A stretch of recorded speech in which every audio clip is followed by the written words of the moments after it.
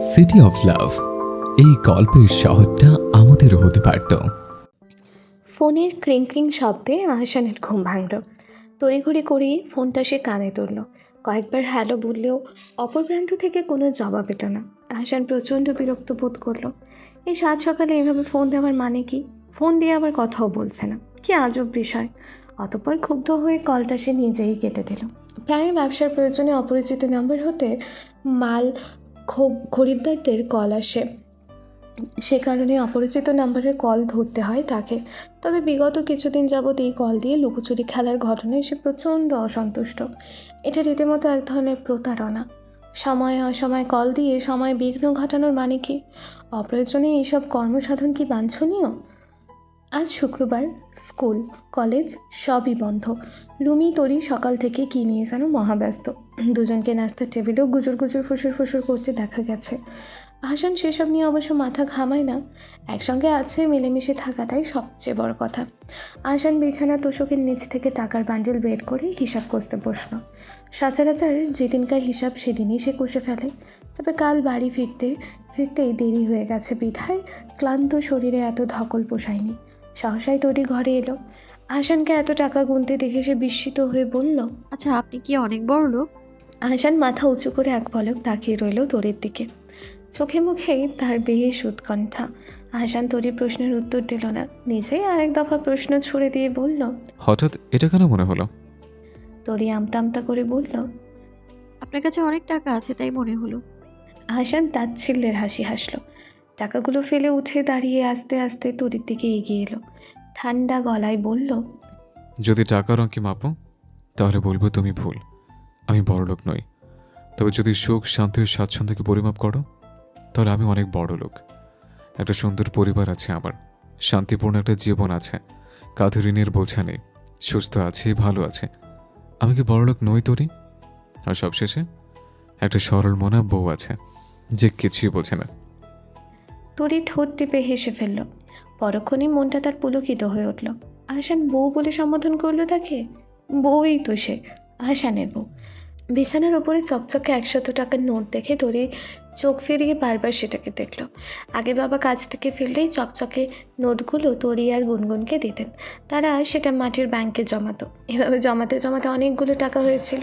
ওগুলো দিয়ে তরি আর গুনগুন হাঁসের ছানা কিনেছিল। কিন্তু দুর্ভাগ্যের বিষয়, একটা ছানাও শেষ বেশ বাঁচেনি।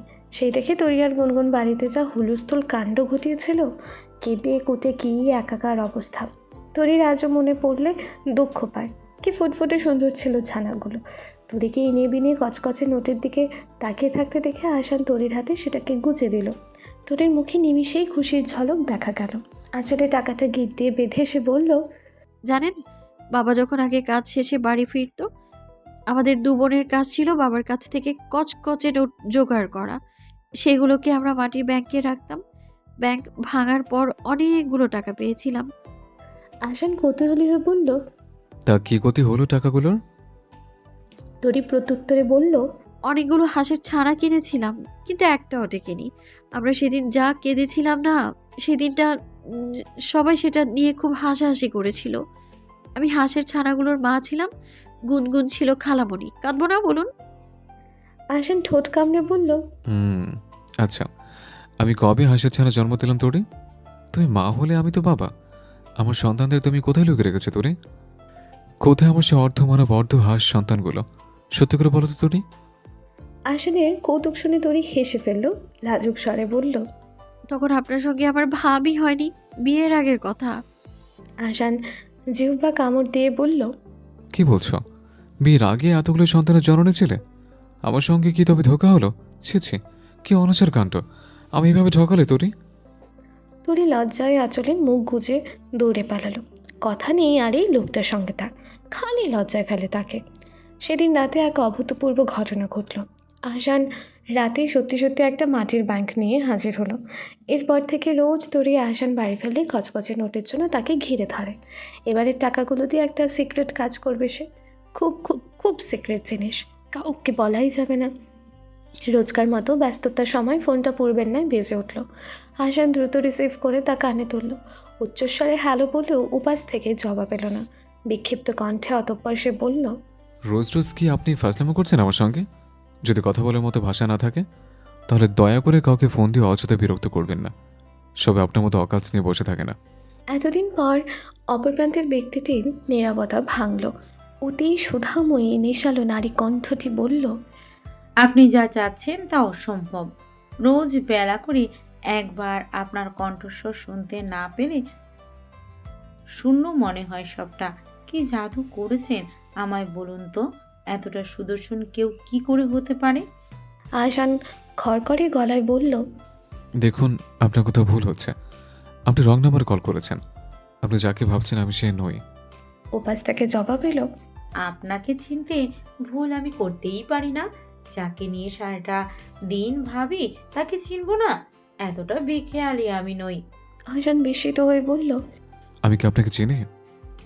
উপাস থেকে হাসির আওয়াজ শোনা গেল। মিনিট খানেক নিস্তব্ধতা পালনের পর বলল, না, চেনেন না, কিন্তু আমি বেশ ভালো করে চিনি এবং জানি আপনাকে। চিনি বলেই আপনাকে এতটা অনুভব করতে পারি। বলুন না, কি এমন কমতি আছে আমার ভিতরে? এতটা দূরে কেন ঠেলে দিচ্ছেন? আপনাকে ভালোবাসাটা বুঝি আমার অপরাধ? আহসান আর কিছুই শুনল না। দ্রুত কলটা কেটে গেল। কোথাকার কোন পাগল, যা তা অবস্থা। ছি! দুপুরে বাড়ি ফেরার পথে নিত্যদিনের মতো তরিকে নিয়েই বাড়ি ফিরল সে। তরি কলেজের পোশাক বদলে শাড়ি পরে গুনগুন করে গান গাইতে গাইতে আহসানের ঘরে এলো। বিছানার উপরে ক্রিং ক্রিং করে আহসানের ফোনটা বেজেই চলেছে। এদিকে আহসান ঘরে নেই। তরি জরুরি ফোন ভেবে কলটা রিসিভ করে কানে তুলতেই একটা মেয়েলি কণ্ঠ শুনতে পেল। খুব অভিমানের সুরে বলছে, আমার কলটা তখন কেন কেটে দিলেন হাসান? কতটা কষ্ট পেয়েছি জানেন? জানি অনেক ব্যস্ত মানুষ আপনি, তাই বলে এতটা অবহেলা? কতটা ভালোবাসি তা জানেন না? তরি স্তব্ধ হয়ে বসে পড়ল। এসব কি শুনছে সে? ফোনটা নিমেষেই হাত থেকে পড়ে গেল। কী করে এটা করলো তার সঙ্গে আহসান? এই মেয়েটাকে আহসানের বউ? লুকিয়ে লুকিয়ে বিয়ে করেনি তো আহসান? তরিদের দুবারই পরে ময়না খালাম্মাদের বাড়ি।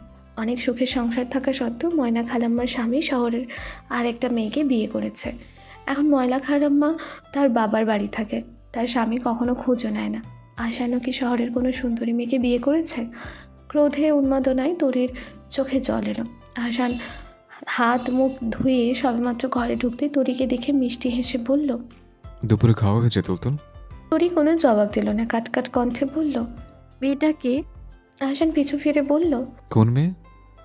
তরি কাঁদো কাঁদো হয়ে বলল, ওই যে যে মেয়েটাকে আপনি বিয়ে করেছেন, শহরে থাকা সুন্দরী মেয়ে। কবে বিয়ে করেছেন তাকে? সে কি অনেক সুন্দরী? আহসান নিজ হাতে সবুজ গামছাটা ছুঁড়ে ফেলে কৌতুকের ছলে বলল। আমার একটাই বউ, তার নাম তুলতুলি বেগম। তরি নরম নমনীয়তার খোলস ছেড়ে বাইরে এলো। রণমূর্তির ন্যায় ছুটে গিয়ে বলল, একদম মিথ্যে বলবেন না। একটা মেয়েকে বিয়ে করেছেন আপনি, রোজ আপনার খবর নিতে সে ফোন করে আপনাকে। আমি জানি না ভেবেছেন? আপনি একটা বাজে লোক, খুব খুব বাজে লোক আপনি। আহসান মুহূর্তেই সব কিছু অনুধাবন করতে পেরে তরিকে সব কিছু খুলে বলতে চাইল। তবে ধরনী আজ তার সমর্থনে ছিল না যেন। উচ্চস্বরে ফোনটা বেজে উঠতেই আহসান তা ধরল। অর্ক ফোন করেছে। আহসান হ্যালো বলতেই অর্ক বলল, বন্ধু, সৌম্যের বাবা ইমতিয়াজ আঙ্কেল ব্রেন স্ট্রোকে মৃত্যুবরণ করেছেন। তুই জলদি আয়, সৌম্যকে সামলে উঠতে পারছি না। আহসান দিশাহারা হয়ে ত্রস্ত পায়ে দৌড়ে বাইক নিয়ে বের হয়ে গেল। সমুর বাবাকে এলাকার সবাই চেনে। ভদ্রলোক, প্রকৃতির মানুষ তিনি। এত ভালো মানুষটা কি করে যে তাড়াহুড়োয় তরিকে সবটা খুলে বলতে বেমালুম ভুলে গেছে সে। বিপদের সময় তার মাথা ঠিকঠাক থাকে না। তরি বিছানায় শুয়ে শুয়ে বালিশে মুখ ডুবিয়ে কাঁদল। ময়না খালাম্মার স্বামী যখন আরেকটি বিয়ে করেছিল, পুরো এলাকাতে জানাজানি হওয়ার পর মুরব্বীরা ময়না খালাম্মার স্বামীকে কিছুই বলেনি। উল্টো ময়না খালাম্মাকে জেরা করে বলেছিল, তুমি কেমন ধারার মাইয়া যে স্বামীরে বাইন্দা রাখতে পারো নাই? জামাইরে আসলে বাইন্দা রাখতে হয়। বেটা মানুষ সুযোগ পাইলেই এদিক ওইদিকে মুখ দিবই। তুমি একটু খেয়াল রাখবা না? তরি ভয়ে লজ্জায় আরও বেশি বেশি কাঁদল। আহসানকে তো সে বেঁধে রেখেছিল তরির আঁচলের সঙ্গে গিট্টু দিয়ে। আহসান কেন করলো এমনটা তার সঙ্গে? তাকে ছেড়ে আরেকটা মেয়েকে কেন বেছে নিল? আহসানের সঙ্গে যখন তার বিয়ের কথা হলো তখন তরির তাতে মোটেও মত ছিল না। কিন্তু বিয়ের পর আহসানের ভেতরের অভ্যন্তরীণ সত্তা তরিকে তোলপাড় করে দিয়েছিল। হ্যাঁ, ভালোবেসে ফেলেছে সে আহসানকে, খুব করে ভালোবেসেছে। আহসান সেই ভালোবাসার মূল্য দিক না দিক তাতেই তরির কিছুই যায় আসে না। আহসানকে সারা জীবনের জন্য মন দিয়ে বেসেছে সে। তার পক্ষে আহসানের মতো দু নৌকোয় পা দিয়ে চলা অসম্ভব। অন্তর্দহনের কোন্দলে তরি খেই হারিয়ে ফেলল। হাওমাও করে কেঁদে ফেলল। রুমি শব্দ পেয়ে তরির কাছে ছুটে এসে বসলো। তরির দিকে তাকিয়ে আদুরে গলায় বলল। কি হয়েছে ভাবি? তরি সব কিছু ধামাচাপা দিয়ে বলল। তেমন কিছু না, হঠাৎ বাবার কথা মনে পড়লো। রুমি গিয়ে শোভার কাছে সবটা খুলে বলল। শোভা মাজদাককে ফোন করে তরির বিষয় বলতেই মাজদাক বাড়িতে এসে তরিকে তৈরি হতে বললেন। তরি না যেতে চাইলেও আহসানের প্রতি তীব্র অভিমানে মাজদাকের সঙ্গে চলে গেল। মাজদাক তরিকে বাড়ি পৌঁছে দিয়ে সমুর বাবার জানাজায় গেল।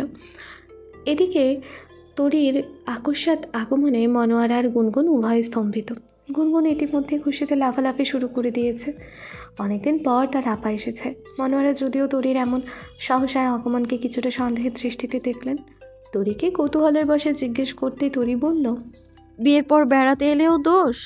মনোয়ারা আর কথা বাড়ালেন না, তরিকে তার হালেতেই ছেড়ে দিলেন। বিয়ের পর স্বামী এবং স্ত্রীর মধ্যে অনেক কিছুই ঘটে। মাঝে মধ্যে ঝগড়া, অভিমান সম্পর্কের গুরুত্ব অনুভব করায়, একে অপরকে নিয়ে ভাবতে শেখায়, ভালোবাসার সম্পর্কের মর্ম বোঝায়। গুনগুন তরির পিছুই ছাড়ছে না। তরি যখন যেই দিকে যাচ্ছে গুনগুন সেই দিকেই যাচ্ছে। তরির আঁচল টেনে গুনগুন বলল। বুবু, তুমি কি একেবারের জন্য চলে এসেছো? ওই পচা লোকটা আর নিয়ে যাবে না তোমাকে? লোকটা এত পচা কেন বুবু? তার কি বুবু নেই? শুধু আমার বুবুকে নিয়ে টানাটানি করে কেন? তরি গুনগুনের প্রশ্নের উত্তর দিল না। আহসান লোকটা আসলেই পচা, নয় তরিকে ফেলে আর একটা মেয়েকে বিয়ে করতে পারতো। আহসানের বাড়ি ফিরতে বেশ রাত হলো। আনুমানিক 12টার বেশি বাজছে তা নিশ্চিত। জানাজা শেষ হয়েছে এশার পরে। জানাজা দিয়ে লাশকে অনেক আগেই দাফন করা হতো, কিন্তু সৌম্যদের শহরের আত্মীয়দের অপেক্ষায় জানাজা পড়তে বিঘ্ন ঘটেছে। সৌম্যরা 2 ভাই, সৌম্য বড় আর ছোট জনের নাম সৌভিক। সৌম্যের মা 2 বছর আগে ইন্তেকাল করেছে। এতদিন বাবাই ছিল 2 ভাইয়ের বটগাছ, বেঁচে থাকার একটি মাত্র খুঁটি। বাবার আকস্মিক মৃত্যুতে দুজনেই দিক বেদিক ভুলে দিশেহারা হয়ে গেছে। দুজনকে সামলাতে দিয়ে তাকে সহ অর্ক আর রঙ্গনকে বেগ পেতে হয়েছে। তবে এই দুঃখ কি ঘুচবার মতন? পিতা ও মাতা সন্তানের জন্য সম্পদ সমতুল্য, সেই বিয়োগ কি মেনে নেওয়ার মতো? আশার আজ প্রকৃতপক্ষে ভাষা হারিয়ে ফেলেছে। সৌমের অবস্থা মুখে প্রকাশ করবার মতন নয়। কি বলে সান্ত্বনা দেবে সে বুঝেই আসছে না। আহসান ক্লান্ত আজ, শারীরিক ও মানসিক উভয়ভাবেই সে বিপর্যয়গ্রস্ত। ঘরে ঢুকতেই তরিকে খুঁজে পেল না সে। তরিকে তখন কিছু বুঝিয়ে বলার মতো অবস্থায় ছিল না সে। তরিকে সবটা বুঝিয়ে বকা দরকার। সম্পর্কে ভুলে বোঝাবুঝি, মিসআন্ডারস্ট্যান্ডিং বড্ড খারাপ জিনিস, সম্পর্ককে এক নিমিষেই ধ্বংস করে দেয়। আহসান রুমিকে ডাক দিয়ে তরির কথা জিজ্ঞেস করতেই রুমি বলল। ভাইয়া, ভাবি তো বাবার বাড়ি গেছে। ভাবির আজ মন ভালো নেই, হঠাৎ করেই বাবার কথা মনে পড়ায় খুব করে কেঁদেছে। পরে বাবা গিয়ে ভাবিকে নিয়ে এসেছে। মা বলল ভাবিকে কটা দিন ওখানে থেকে আসতে, মনটা তাহলে হালকা হবে কিছুটা। আহসান আর কিছুই বলল না। রুমি খাবারের প্লেট নিয়ে এসে আহসানের ঘরে দিয়ে চলে গেল। আহসানের মনে বিতৃষ্ণা ভর করেছে। তরি যে বাবার মায়ের বাড়ি ছেড়েছে তা ভুল, তরি বাড়ি ছেড়েছে তীব্র অভিমানে। তরির ওপরে প্রথমে বেশ রাগ হলো তার, ফের মনে হলো অভিমান সেখানেই জন্মায় যেখানে ভালোবাসার উপস্থিতি রয়েছে। আহসানের প্রতি তরির অধিকার বোধ এখন ভালোবাসায় রূপ নিয়েছে। যদি ভালো সে নাই বাসত, তবে অন্য মেয়ের কথা শুনে আহসানের প্রতি এতটা অভিমান অভিযোগ তার থাকতো না। তরির অভিমান ক্রোধ প্রমাণ করে দিচ্ছে তার ভালোবাসা সম্পর্কের প্রতি টানকে। তরি বোকা মেয়ে, মেয়েটার প্রতি যেখানে রাগ হওয়ার কথা সেখানে তার প্রতি ভালোবাসা মায়া উপচে পড়ছে। আহসান আন মনে বলল। তোরে কি সুধা ছড়ালে গো। আহসানের তরির চোখ গেল বিছানার উপরে রাখা বালিশের কোণে। একটা ভাঁজ করা কাগজের ঝলক দেখা যাচ্ছে। আহসান কাগজটা বালিশের কোণ থেকে টেনে তুলল। তাতে গোটা গোটা অক্ষরে লেখা। প্রিয় বাজে লোক এহসান, আপনার সঙ্গে বিয়ে ঠিক হওয়ার পর আমি বিয়েতে রাজি ছিলাম না। আপনি আমার চেয়ে বয়সে অনেক বড়, কিন্তু বিয়ে হওয়ার পর সব কিছু কেমন যেন পাল্টে গেল। আমার আপনাকে খুব ভালো লাগে, আমি ভালোবেসে ফেলেছি আপনাকে। আপনাকে ছেড়ে যাওয়ার কথা ভাবলেই কষ্ট হয় আমার। আপনাকে কারোর সঙ্গে সহ্যই হয় না আমার। চুল টেনে ধরে কুটি কুটি করে দিতে ইচ্ছে হয়। আপনি আমাকে ভালোবাসেন না সেটা জানি আমি, না হলে আমায় ছেড়ে আরেকটা মেয়েকে বিয়ে করতে পারতেন আপনি। মেয়েটা খুব সুন্দর সেটা জানি, আপনি সুন্দর, তাই আপনার সঙ্গে সুন্দরকেই মানায়। আমি চলে যাচ্ছি, আপনি চাইলে ওই মেয়েটাকে নিয়ে সংসার করতে পারেন, কিন্তু কখনো তাকে আমার সামনে নিয়ে আসবেন না। আপনার সঙ্গে কাউকে দেখলে খুব কষ্ট হয় আমার। বুকের ভেতর কেমন কেমন যেন হয়। সবকিছু শেষে বলতে চাই, আপনি একটা নিতান্তই বাজে পচা লোক, খুব পচা আপনি। আহসান চিঠিটা পড়ে চিঠিতে ছোট করে চুমু খেলো। চিঠিতে তার প্রতি তীব্র ঘৃণা প্রকাশ পাচ্ছে তরির। সে পাক, তরি সব কিছু তার। তরির ঘৃণাগুলো একান্ত তার। যে স্থান তরি অর্জন করেছে তা আজ অবধি কেউ পারেনি। তাই বা কম কিসে? মনোয়ারা তরি আর গুনগুনকে একসঙ্গে বসে ভাত খাইয়ে দিয়েছে রাতে। মনোয়ারা বিছানায় অপর প্রান্তে শুয়েছে, গুনগুন আর তরি একসঙ্গে শুয়েছে। গুনগুন মাঝে মাঝে আর তরি সাইডে। তরির ঘুম আসছে না। এপাশ ওপাশ ফিরে কয়েক দফা ঘুমানোর চেষ্টা করলো, কিন্তু ঘুম এলো না। তরির ছটফট দেখে মনোয়ারা ঘুম থেকে উঠে বসলেন। শান্ত গলায় বললেন, কি হয়েছে সত্যি করে বল। তরি জবাব দিল না। আঁচলে মুখ গুজে ফুপিয়ে কেঁদে উঠল। মনোয়ারা উঠে গিয়ে মেয়ের মাথায় হাত বুলিয়ে দিয়ে বললেন, কি হয়েছে? আহসান কিছু বলেছে? ঝগড়া হয়েছে তার সঙ্গে? তরি তখনও কোনো প্রত্যুত্তর করলো না। একেবারে ক্ষীণ শব্দে কাঁদতে লাগলো। মনোয়ারা নমনীয় কণ্ঠে বললেন, জীবনে অনেক পরিস্থিতি আসে, স্বামী স্ত্রীর, এবং মাঝে মনোমালিন্য হওয়া অস্বাভাবিক কোনো কিছুই না। জীবনে যদি শীত না আসে তবে বসন্তের গুরুত্ব কী করে বুঝবি? সম্পর্কের মাঝে ভুল বোঝাবুঝি, রাগ, অভিমান আসবেই। অভিমানের তিক্ততা না বুঝলে ভালোবাসার মিষ্টি স্বাদ কী করে পাবি? সবসময় একটা কথা মাথায় রাখবি, দিনের কাজ দিনে করতে হয়। রাতে ঘুমানোর আগে সারা দিনকার সব মনোমালিন্য ঝগড়া সমাধান করবি। তাতে চিৎকার চেঁচামেচি যাই হোক না কেন, অভিমান ঝগড়া করে ছেড়ে ফেলবি। অভিমান পুষে রাখলে সম্পর্কে ফাটল ধরে। তরি বিছানা ছেড়ে উঠে দাঁড়ালো। মনোয়ারার ফোনটা দিয়ে আহসানকে কল দিল। সারাদিনের বিশৃঙ্খলতার মাঝে আহসানের মনে শান্তি নেই। ঘুমের ওষুধ খেয়ে নিদ্রাগ্রস্ত সে। তবু ঘুমের ঘোরেই ফোনটা তুলল সে। নিদ নিদ কণ্ঠে বলল, হ্যালো, কে? তরি অভিমানের সুরে বলল, কেউ না, আমি আপনার। আহসানের সম্বিত ফিরতেই সে পিলে চমকে উঠল। ঘড়িটার দিকে এক পলক তাকালো সে। রাত 3টা বাজছে। তরি এখন তাকে কল দিয়েছে? আহসান কণ্ঠে জড়তা জড়িয়ে বলল। ঘুমোতে যাওনি এখন? তরি জবাবে বলল, সবাই আপনার মতো অশান্তি করে পড়ে পড়ে ঘুমায় না। আহসান দীর্ঘশ্বাস ফেলে বলল, বাড়ি ছেড়ে কে গিয়েছিল চলে? আমি? তরি প্রতিবাদী স্বরে বলল। আপনি নিতে এসেছিলেন আমায়? আহসান গম্ভীর স্বরে বলল, সৌম্যর বাবা মারা গিয়েছেন। জানাজা সহ সব শেষ করে আসতে আসতে রাত হয়ে গেছে। আমার মানসিক অবস্থা সেরকম নেই তরি। আমি নিতে পারছি না সবটা। সব কিছু স্বাভাবিক থাকলে তুমি অভিমান করে চলে যেতে, আর আমি বুঝি তোমায় যেতে দিতাম? তরি সব কিছু শুনে ফ্যাচ ফ্যাচ করে কেঁদে ফেলল। আহসান বিস্মিত হলো। তরি কাঁদছে? আহসান কিছু বলার আগেই তরি বলল, আমি এক্ষুনি আপনার কাছে আসতে চাই। আমার আর কিছু ভালো লাগছে না। আমি আপনার পাশে একই বালিশে ঘুমোতে চাই, আপনাকে জড়িয়ে ধরে। এই অনুরোধে সুর কি আহসান ফেরাতে পারে? ঘুমের ওষুধের প্রভাব তখনও কাটেনি। আহসান এলোমেলো পায়ে বাইকের চাবিটা নিয়ে বের হলো। বাইরে ঝিঝি পোকার তীব্র আওয়াজ।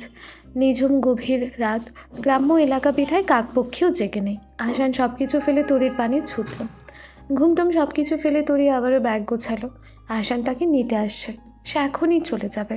মনোয়ারা ঝিমুতে ঝিমুতে মেয়ের কাণ্ড দেখল। দুজনের কথোপকথন তিনি শুনেছেন। ঝামেলা মিটমাট হয়েছে, হেই শান্তি তার। রাত 3:30টার দিকে সত্যি সত্যি আহসান এলো। তরি ব্যাগ নিয়ে ছুটলো আহসানের দিকে। আজ তরির মোটেও ভূতের ভয় করছে না। আহসানের বাইকের আলোতে তেনারা পালিয়েছেন। মনোয়ারা দরজার সামনে দাঁড়িয়ে দাঁড়িয়ে তরির চলে যাওয়া দেখলেন। কি ছেলে মানুষ মেয়ে তার! সত্যি করে বলুন তো, মেয়েটা কে ছিল? আহসান তরির থুতনিতে হাত রেখে বলল। জানি না। তরি ফের প্রশ্ন করল, আপনি কি বিয়ে করেছেন তাকে? সত্যি করে বলুন। আহসান বালিশে মাথা রেখে বলল, একজনের মান অভিমান নিয়েই পারছি না, আবার আরেকজন। কিছু বলো না তরি। তরি আহসানের বুকে ভর দিয়ে শুধালো। বলুন না, কে ছিল মেয়েটা? আহসান চোখ বুঝে বলল, আমি জানি না তরি। আমার মনে হচ্ছে রং নাম্বার। অন্যকে ভেবে আমি কল দিয়েছি নিশ্চিত। তরি আর কিছুই বলল না। আহসানের বুকে মাথা রেখে পাঞ্জাবির বোতাম ঘোরাতে ঘোরাতে কখন যে ঘুমিয়ে পড়ল।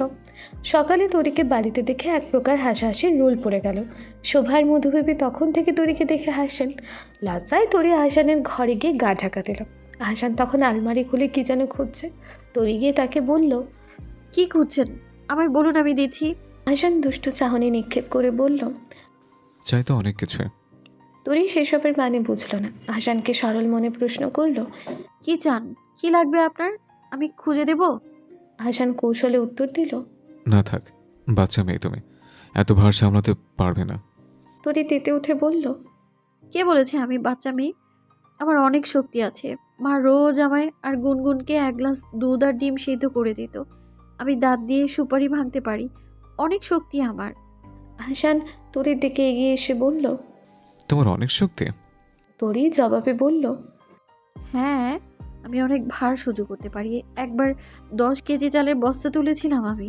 আহসান ঠোঁট টিপে হেসে বলল। তবে সামলাও। এটুকু বলে সে তরির কোমর চেপে ধরে তরিকে নিজের কাছে নিয়ে এলো। টুপ করে তরির ঠোঁটে একটা চুমু খেয়ে বের হয়ে গেল। তরি চোখ বড় বড় করে দাঁড়িয়ে রইল। এটা কি হলো? বাজে লোকটা চুমু খেলো তাকে? আজ দুপুরে খেতে এসে আহসান লুমি কিংবা শোভা কাউকেই দেখতে পেল না। আজ তরি বাড়িতেই আছে। তার আজ কলেজ নেই, তাই আহসানও আজ কাজ শেষে একেবারে বাড়িতেই চলে এসেছে। তবে রুমি আর শোভা কোথায়? বাড়ি এত নীরব কেন? আহসান কয়েকবার রুমি রুমি বলে ডাকলো, কিন্তু কোনো জবাব এলো না। অতঃপর আহসান মধুবেবীর ঘরে গিয়ে তাকে বলল। মা কোথায় বুবু? মধুবেবী পানির ডাবা রেখে আহসানকে বললেন, আর বইল না ভাই, তোমার নানি নাকি অসুস্থ হইয়া গেছে। তোমার মা সেই কথা শুই না রুমিরে নিয়া সেইখানে গেছে। তোমার বাপ একটু আগেই গাড়িতে উঠাইয়া দিল। তোমার বউরে নিতে চাইল, আমি একলা দেখা রাইখা গেছে। আহসান চিন্তিত হয়ে হেঁটে ঘরে চলে এলো। শোভাকে একবার ফোন করে নানু আপার খবর নিল। ডায়াবেটিস আছে বিধায় হুটহাট অসুস্থ হয়ে পড়েন। বার্ধক্যজনিত কারণে বোধশক্তিও কমে গেছে। হুটহাট মানুষ দেখলে চিনতে পারেন না। আজ আহসান দুপুরের পর আর কলেজে গেল না। কাল ঢাকায় চাকরির পরীক্ষা দিতে যাবে সে। দুপুরের খাবার খেয়েই বইপত্র গুছিয়ে টেবিলে বসলো সে। নবম দশম শ্রেণীর গণিত বইটা খুবই উপকারী। বইটা থেকে অনেক ম্যাথ কমন পড়ে পরীক্ষায়। আকস্মিক দমকা হাওয়ায় বইয়ের পৃষ্ঠাগুলো উলটপালট হয়ে গেল। আহসান জানালার দিকে একবার উঁকি দিল। বাইরে ঝড় হচ্ছে, সঙ্গে ঝিরে ঝিরে বৃষ্টি। বিদ্যুৎ ক্ষণে ক্ষণে চমকে উঠছে। দমকা বাতাসের হাতছানি আহসানের মন্দ লাগছে না। অলসতার ভিড়ে উঠে গিয়ে জানালাটা আর বন্ধ করল না সে। কিন্তু বইয়ের পৃষ্ঠাগুলো বাতাসে বারবার এলোমেলো হয়ে যাচ্ছে। বৃষ্টির ছিটে ফোটা খাতায় এসে পড়ে খাতা ভিজে যাচ্ছে। আহসান আলসেমে পরিত্যাগ করে জানালার কাছে গেল। এই জানালা বাতাসের খোলা তার মনোযোগ নষ্ট করছে। হাত বাড়িয়ে জানালাটা বন্ধ করার সময় উঠোনে তরিকে দেখল সে। তরি তরি এই ঝড়ের মাঝে উঠোনে কী করছে? আহসান মৃদুস্বরে তরিকে কয়েকবার ডাকলো। তরির কান অবধি তা পৌঁছালোই না। আকাশের দিকে তাকিয়ে ভীতি সন্ত্রস্ত হয়ে দৌড়ে উঠোনে গেল আহসান। বারবার বিদ্যুৎ চমকাচ্ছে। বোকা মেয়েটা কোনো জ্ঞান বুদ্ধি নেই। আহসান ফের ডাকলো তরিকে। তরি ডাক শুনে পিছু ফিরে তাকালো। এ কী অবস্থা তরির? তরির দুগাল সহ শাড়ির আঁচলে ছোট ছোট কাঁচা আম। এই ঝড়ের মাঝে আম কোরানোর শখ হয়েছে তার। আহসান ছুটে গিয়ে তরির হাত ধরে তাকে ঘরে টেনে আনতে চাইল। তরি মাথা দুলিয়ে না বোঝালো সে আরও আম কুড়াতে ইচ্ছুক। আহসান কেন ঘরে নিয়ে যাচ্ছে তাকে? আগে যখন ঝড় হতো সে আর গুনগুন মিলে আম কুড়াতে যেত। আশেপাশের বাড়ির ছোট ছোট ছেলেপেলেরাও আসতো। আম কুড়ানো শেষে সবাই সমান ভাগে ভাগ করে নিত। তরির নাবোধক ইশারা শুনে আহসান বলল, অনেক হয়েছে তোরি, অনেক আম কুড়িয়েছ। আর না, কিভাবে বিদ্যুৎ চমকে বাজ পড়ছে দেখছো না? এই সময় বৃষ্টি ভালো না। কালবৈশাখী ঝড়ের বৃষ্টিতে ভিজলে জ্বর আসে। সামনে পরীক্ষা, এখন মোটেও জ্বরটার বাঁধানো যাবে না। আহসান এক প্রকার জোর করে ঠেলে ঠুলে ঘরে নিয়ে এলো তরিকে। পড়ার ঘরের বইগুলোকে ভাঁজ করে রেখে এসেছে সে। তরি মুখ ফুলিয়ে বিছানার ওপর বসে আছে। শরীরে বৃষ্টির পানিতে ভেজা। টপ টপ করে পানি গড়িয়ে বিছানায় পড়ছে। সেদিকে তার বিন্দু মাত্র মনোযোগ নেই। আহসানের প্রতি সে প্রচণ্ড রেগে আছে। একটু আমি কুড়োতে গিয়েছিল সে, তা বলে এভাবে টেনে নিয়ে এলো। আহসান গামছা দিয়ে মাথা মুছতে মুছতে তরির দিকে তাকালো। তরিকে খুঁজে আনতে গিয়ে সেও ভেজে গেছে। আহসান গামছা হাতে তরির দিকে এগিয়ে গেল। তরির মাথাটা মুছে দিতে চাইল। তরি মাথাটা সরিয়ে দিয়ে সরে বসলো। আহসান সঙ্গে সঙ্গে কথা নেই তার। বাজে লোক একটা। ঠান্ডা বসে যাবে তোরি, শাড়িটা পাল্টে নাও। তরি কিছু না শোনার ভান করে বসে রইল। তাকে অনেক রাগ হয়েছে। কিছুতেই সে আহসানের সঙ্গে কথা বলবেই না। আহসান হাঁটু গেড়ে বসে তরির হাত দুটো ধরে বলল, ঝড় বাদলা শেষ হোক, আমি নিজে গাছে উঠে তোমায় এত এত আম পেড়ে দেব। তুমি আচার করে খেও, কেমন? তরির বিষয়টা নিয়ে ভেবে দেখলো। কথাটা মন্দ বলেনি আহসান। আহসান যা বলে পরে হলেও সেটাই করে।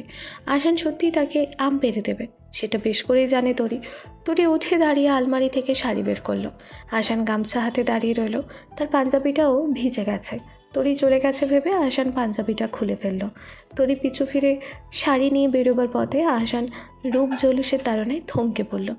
যৌবনের ছাপের মাখা শক্তপক্ত পেটানো শরীরে তার পানির ছেটে ফোটা ভেজা শরীরটা জল করছে মুক্তোর মতো। তরি চোখ ফিরিয়ে ঢোক গিলল। বড্ড হাঁসফাঁস লাগছে তার। আহসান আলমারির দিকে এগোতে গিয়ে তরির দৃষ্টিতে বাধা পড়ল। ভেজা শরীরে শাড়িটা দেহের সঙ্গে লিপটে রয়েছে। অক্ষিকোটর দিয়ে পরিমাপ করা যাচ্ছে দেহের প্রতিটা ভাঁজ। খামখেয়ালিপনায় মেয়েটার উদরের পাশ থেকে শাড়ির আঁচলটা যে কখন সরে গেছে। পৃথিবীর সকল মোহের আজ অবসান করেছে তরি। তরির এই রূপের কাছে সকল সৌন্দর্য যেন ফিকে পড়ে যাচ্ছে। তরি সেই ফুটন্ত ফুল যা আহসান ছুঁয়ে দিতে চায়। তবে তরি যদি সেই ছোঁয়া সহ্য করতে না পারে, নীরবতা যদি নিতিয়ে পড়ে। সময় যত গড়ালো নীরবতা নির্বিচ্ছন্নতা ততই প্রগাঢ় হলো। দুজন যেন গোপন অভিলাষে একে অপরের নিকট বাধা পড়ল। চোখে চোখ সন্ধি হলো তাদের। কখন যে একে অপরকে কাছে পাওয়ার বাহানায় কুপকাত হলো। এরপর আর কি দুপক্ষ ভাব ভালোবাসায় বিছানাগামী হলো। তারপরের অংশটুকু মনে পড়লেও তরির লজ্জা পায়। সেদিন আহসান তাকে যেভাবে ছুঁয়েছিল আজ অবধি তরিকে সেভাবে কেউ ছোঁয়ার সাহস করেনি। অধিকারী ছিল না তাদের। যেই স্থান আহসানের ছিল তা কেউ কী করে রপ্ত করত। তরির পুরো অঙ্গ জুড়ে সেদিন বাজে লোকটা বিরাজ করছিল। প্রতিটা ভাজে ভাজে খাজে খাজে ঠোঁট ছুঁয়েছিল। তরির তুলতুলে শরীরটা পিষ্ট হয়েছিল সেদিন বলিষ্ঠ বুকের নিচে। ছি, কি লজ্জার কথা! লজ্জায় সেদিন সারাদিন তরি আহসানের সামনেই এলো না। কেন এলো না তা তরি কাউকে বলতে পারবে না। সে ভারী লজ্জার কথা। ওসব কথা কাউকে খুলে বলা যায়? মধুবেবী বার কয়েক ঘুরে ফিরে তরিকে দেখলেন। তরি লজ্জায় গুটিসুটি মেরে মধুবেবীর ঘরে আস্তানা জমিয়েছে। সচরাচর দিনে সে আহসানের ঘরেই থাকে। মধুবেবীর ঘরে দিনে তেমন একটা আসে না, রাতে শুধু ঘুমাতে চলে আসে। আজ কি হলো কে জানে। মধুবেবী এগিয়ে গিয়ে তরির গলায় হাত রেখে বললেন, এই বউ, গলায় কি হয়েছে তোমার? তরি আমতা আমতা করে বলল, পোকা কামড় দিয়েছে, জানালা খোলা ছিল তো। মধুবেবী মুখে কিছু বললেন না, মনে মনে বেজায় হাসলেন। তার অভিজ্ঞ চোখ এই দাগের মানে ঠিকই জানে। নাতি তার সঠিক পথে পা বাড়িয়েছে। মাথা থেকে শয়তানের ক্যারা বেরিয়ে গেছে। উঠে গিয়ে ফ্রিজ থেকে বরফের চাকা বের করে তরির হাতে দিয়ে বলেন, বরফ লাগাও। বিয়ের প্রথম বছরে এরকম অনেক পোকামাকড় কামড়ায়, গালে কামড়ায়, ঘাড়ে কামড়ায়, আরো কত জায়গায় কামড়ায়। এরপর থেকে পোকা যখন কামড়াইতে আসবো, তুমিও পোকার গালে ঘাড়ে জখম করে সিল মাইরা দিবা, লজ্জায় যাতে কয়দিন ঘর থেকে বাইর হইতে না পারে। তরি লজ্জায় বরফ হাতে বালিশে মুখ গুজে বসে রইল। ধরনী দ্বিধা হও। মধুবেবী তরির পরে আহসানকে শিকার বানালেন। দুপুরের অনাকাঙ্ক্ষিত সুন্দর ঘটনার পর আহসান গোসল সেরে সবে মাত্র রান্নাঘরে ছিল। একটু গরম পানি প্রয়োজন তার। দিনে দুবার গোসল করে গলা কান ঠান্ডায় তিরতির করছে। মধুবেবী আহসানের পিছু গিয়ে দাঁড়ালেন। টিপ্পনি কেটে বললেন, তোমার গলায় ঘাড়ে এত জখম কিসের ভাই? আহসান পাঞ্জাবির কলার দিয়ে ক্ষতটা ঢাকার চেষ্টা করে বলল, কোথায় জখম? বিষপিঁপড়া কামড় দিয়েছে। দুপুরে শুয়েছিলাম না, জ্বরে কোত্থেকে উড়ে পোকার ঝাঁক বেছানো উঠে গেল। মধুবেবী হাসি চেপে রেখে বললেন, হ্যাঁ তাই তো, পোকা পুরা বাড়ির মানুষরাই খা, তোমারে আর তোমার বউরে খালি কামড় দেয়। আমরা তো মানুষ না, আমাদের চোখেই দেখে না। আহসান বুঝেও না বোঝার ভান করে চুপ করে রইল। বজ্জাত বুড়ি, বুঝলেই তাকে জ্বালিয়ে মারবে। সারাদিন আহসানের থেকে লুকিয়ে চুরিয়ে থাকলেও রাতে তাকে আহসানের নিকট ধরা দিতে হলো। রুমিয়ার শোভা আজও বাড়িটাই রয়ে গেছে। মধুবেবী ছেলে আর নাতিকে বেঁধে খাইয়েছেন রাতে। তরির তাই সামনে পড়তে হয়নি কারোর। কিন্তু বিপত্তিটা ঘটল রাতে। রোজকার মতো তরি মধুবেবীর সঙ্গে শোয়ার প্রস্তুতি নিচ্ছিল। মধুবেবী আজ কি হলো কে জানে। তরিকে বালিশাতে আহসানের ঘরে যাওয়ার জন্য আদেশ দিলেন। তরি পরিস্থিতি সামাল দেওয়ার বেশ চেষ্টা করলো, কিন্তু পারল না। মধুবেবী মজার ছলে বললেন, এত রং তামাশা করিও না, নাগরের সঙ্গে যা হওয়ার হইয়া গেছে। এত শরম কিসের তোমার? তোমার উপরে তার অধিকার সবচেয়ে বেশি। এখন থাইকা আমার কাছে শুইয়া তোমার কাজ নাই। যার জায়গা যেইখানে তার সেইখানেই থাকা ভালো। তরি বালির সাথে আহসানের ঘরের দরজার সামনে গিয়ে দাঁড়িয়ে রইল। কিভাবে সামনে যাবে সে? দ্বিধা নিয়েই এক দৌড়ে ঘরে ঢুকে বালিশে মুখ গুজে বসে পড়ল সে। আহসান হতবিহ্বল। সারাদিন মেয়েটা পালিয়ে বেরিয়েছে, এখন আসার সময় হলো তার। আহসান দৌড়ে তরির পাশে গিয়ে বসলো। পিঠে আর পিঠে সুরসুরি কাটলো তরির। তরি খিলখিল করে হেসে ফেলল। আহসান কোলে তুলে ডাকে, যেমনটা দুপুরে তুলেছিল। তরি লাজুকতার মতো আহসানের কোলে লেপটে রইল। এত লজ্জা কিসের তুলতুল বউ? তরি আহসানের উন্মুক্ত বুকে আঁকিবুকি করছিল তখন। আহসানের প্রশ্নে সব কিছু জড়িয়ে গেল তার। লাজুকতার সুরে বলল, জানি না, আপনি খুব বাজে লোক। আহসান তৎক্ষণাৎ তরিকে বিছানায় ফেলে দিল। নিজে বিছানায় হেলান দিয়ে বলল, লজ্জা না কাটলে আবার লজ্জা ভাঙানোর ব্যবস্থা করি। আচ্ছা, কার যেন গলার নিচে একটা ডট আছে? আমার গলার একটু নিচে। আহসান কিছু বলার আগে তরি তার মুখ চেপে ধরল। দাঁত কিরমির করতে করতে বলল, আমিও জানি। হ্যাঁ, কার যেন কানের লতিতে তিল আছে, আবার ঘাড়েও আছে। বেশ করেছি, কামড়ে দিয়েছি, আরও দেব। আহসান ফের তরির উপর হামলা চালালো। তরি পূর্ব প্রস্তুতি নিয়েই বসেছিল। সে আজ আচ্ছা করে কামড়ে দেবে, বাজে লোক। তারপর দুজনের মাঝে আরেক দফা ভালোবাসাবাসি হলো। রুমিয়ার শোভা সকাল সকালই বাড়ির পথে রওনা দিয়েছে। আজ আহসান বাড়ি নেই, সে শহরে চাকরির পরীক্ষা দিতে গেছে। তরিও কলেজে গেছে। মাজদাক সরোয়ারও বাড়ি নেই। মধুবিবি বাড়িতে একা বলে তাগিদটা এত বেশি। এলাকায় ঢোকার পথে শোভাকে কেউ শব্দ করে সালাম দিল। রুমিয়ার শোভা উভয়ই পাশ ফিরে তাকিয়ে দেখলো রঙ্গন দাঁড়িয়ে। শোভাকে সালাম দিয়ে সে বলল, কেমন আছেন খালা আম্মা? কতদিন পর দেখলাম আপনাকে। কোথায় গিয়েছিলেন? শোভা হেসে রঙ্গনের সালামের জবাব দিয়ে কথা বলল। রুমি লক্ষ্য করলো রঙ্গন আর চোখে দাঁড়িয়ে দিকে তাকিয়ে। রুমিও কটমট করতে করতে রঙ্গনের দিকে তাকালো। এই বিটকেলটাকে তার সহ্য হয় না। মনে মনে সে রঙ্গনকে উদ্দেশ্য করে বলল, বদমাই শতক ছাড়া, তোর কপালে চৌরাস্তার মনির পাগল জুটবে, দেখিস। তোরই কলেজে গিয়ে আজ বড় ভাষা ফেসেছে। টিফিন ব্রেকে ক্রসবেল ঠিক করার সময় মেয়েদের চোখে তোরের গলায় ঘাড়ে থাকা লালচে দাগগুলো জল জল করে উঠল। নাতাশা আর সুহা তরিকে এসে খামচে ধরে বলল, কি রে তরি, বরের সাথে দেখছি ভালোবাসা উপচে পড়ছে। দুলা ভাইয়ের সঙ্গে ইন্টু পিন্টু হয়েছে তোর, তাই না? এত তাগড়া শরীরের ঝড় সামলাতে পারলি তরি? খুব লাভ বাইটস। মাঝে সোহাগে এসে বলল, হেলমেট পরে মাঠে নেমেছিলে বান্ধবী, পরে ওয়া চলে আসলে কিন্তু ঝামেলা। শিশুর কলে শিশু। তোরে লজ্জায় মাথা ঘুরিয়ে উঠল। সকলের অগোচরে কোথায় যে গিয়ে পালালো সে কে জানে। তবে নাতাশা তরিকে ঠিকই খুঁজে বের করলো। দুই বান্ধবীর গল্পের মাঝে তরি বলে উঠল, একটা বিরাট ঝামেলায় পড়েছি জানিস। নাতাশার হাতে কাঁচা আম। কলেজের পেছনের গাছে ইটের টুকরো দিয়ে ঢিল মেরে সে আম পেড়েছে। আমে শক্ত কামড় বসিয়ে এসে বলল, কি হয়েছে দোস্ত, কোনো সমস্যা? তরি গাল ফুলিয়ে বলল, আজকাল একটা বেয়ারা মেয়ে তোর দুলাভাইকে ফোন দিয়ে বিরক্ত করে, এমনভাবে কথা বলে যেন সে আহসানকে খুব করে চেনে। আহসানকে জিজ্ঞেস করেছিলাম, আহসান জানেই না মেয়েটাকে। খুব বাজে বাজে দুষ্টু কথা বলে মেয়েটা। নাতাশা ভ্রুকুচকে বলল, মেয়েটার নাম্বার আছে তোর কাছে? তরি দ্রুত নোট খাতাটা বের করে নাম্বারটা নাতাশার কাছে দিল। নাম্বারটা কাল রাতে সে আহসানের ফোন থেকে টুকে রেখেছিল। গত রাতে ঘনিষ্ঠ মুহূর্তে মেয়েটা আহসানকে আবারও কল করেছিল, তখনই লিখে রেখেছিল নাম্বারটা তরি।